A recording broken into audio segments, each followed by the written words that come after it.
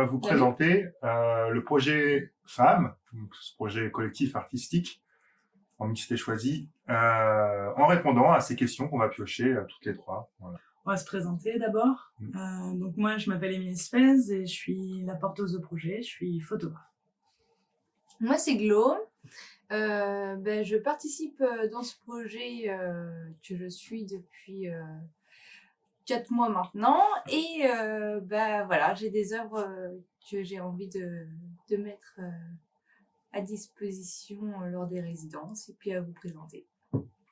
Moi, je suis Gabi, je suis dans le projet depuis un peu le début. Et j'ai déjà fait une performance qui a été filmée, qu'on n'a pas encore mis en ligne, ça devrait pas tarder. Du coup, je pioche la première question. Vous êtes prête ? Okay. Je vais laisser lire. Grande question avec mon écriture. Alors, petite question pour le public qui se languit de voir toutes ces œuvres éclore au grand jour. Pouvez-vous nous dire une date de présentation ?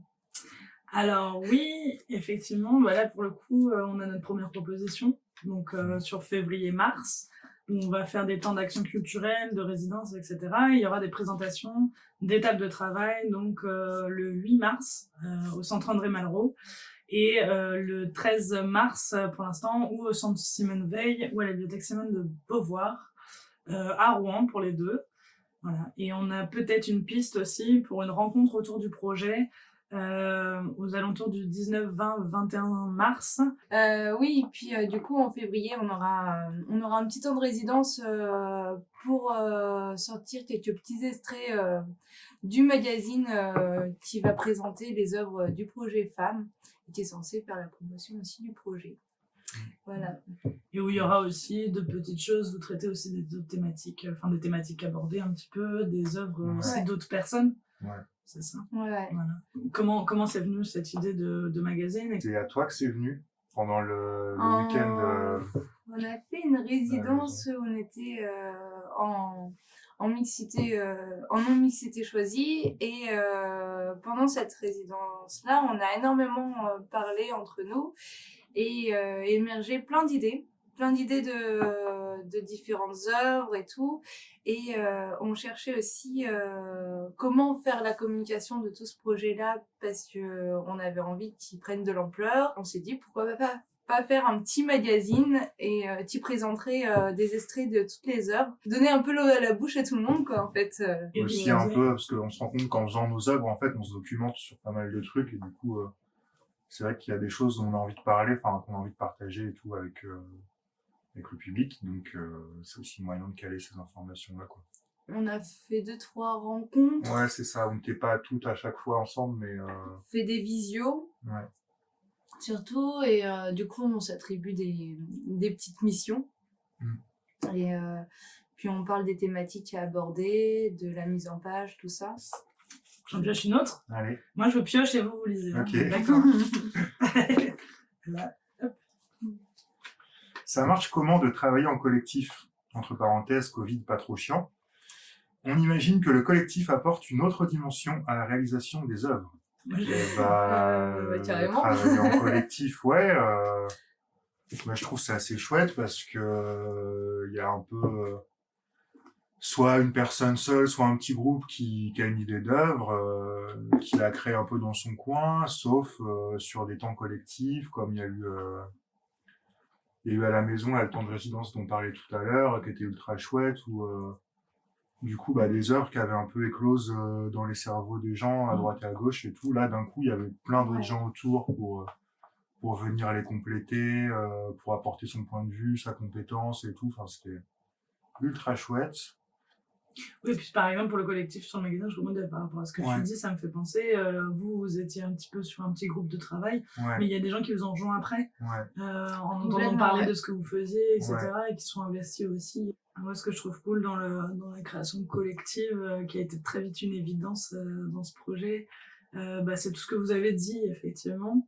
Ça permet de se lancer vraiment dans des rencontres, humaine. Il y a un sentiment aussi d'universalité, quelque part, sur les thématiques qui sont abordées, qui peuvent nous parler personnellement très très fortement. Et puis, effectivement, finalement, on trouve un écho dans cette création collective qui est intéressante. Effectivement, sur les temps de création collective qui sont fondamentaux, en fait, parce que même si on a mis en place, du coup, le Hub, donc c'est un réseau social uniquement dédié aux projets femmes, ce qui nous permet, en fait, de nous rencontrer en ligne et de construire ensemble en ligne, d'avoir des espaces de travail, etc., sur des thématiques précises pour la construction du projet ou des œuvres. Ça, c'est plutôt super. Mais effectivement, il y a quand même besoin d'avoir des temps de rencontres sur plusieurs jours. Et là, je souligne du coup le temps formel et informel. Voilà.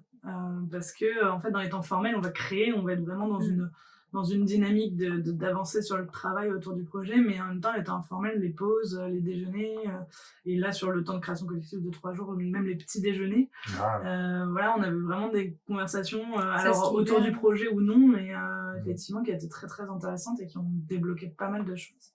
J'ai trouvé ça hyper intéressant et hyper important.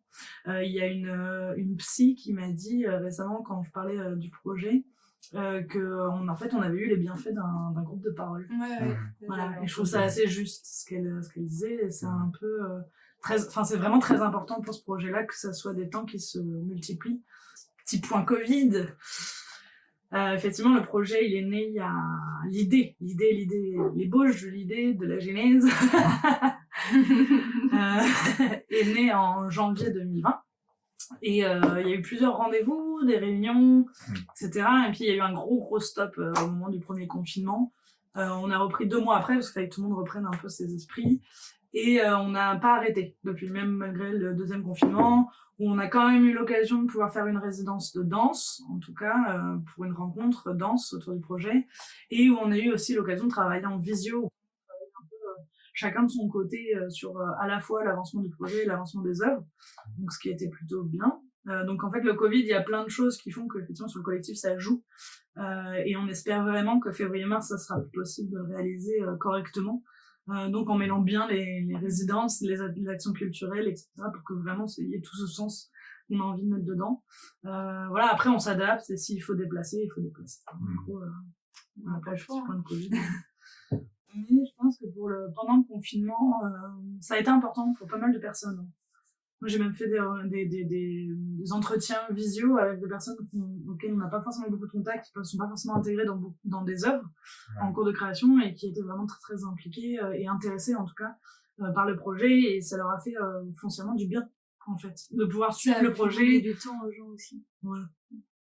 Il faut dire aussi que de toute manière, Internet et les visios, on a forcément besoin pour fonctionner, Covid ou pas, puisque on l'a peut-être pas encore précisé, mais c'est vrai qu'on est un peu partout, quoi. Enfin, on est sur toute la région Normandie. Endroit, voire un peu plus. On se concentre sur la région Normandie.